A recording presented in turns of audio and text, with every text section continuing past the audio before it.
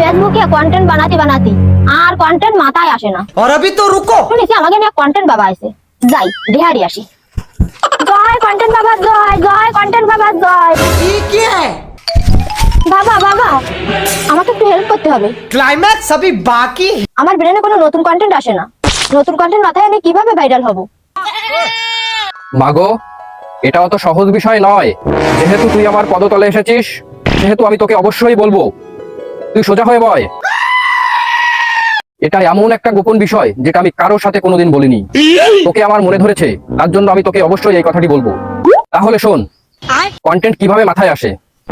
ঠিক ভিডিও করার আগ মুহূর্তে তোকে পর্যাপ্ত পরিমাণে মাল খেতে হবে, কারণ মাল খেলে ব্রেন খোলে। কন্টেন্ট বাবা, কন্টেন্ট মাথায় আনতে গেলে মাল খেতে হবে।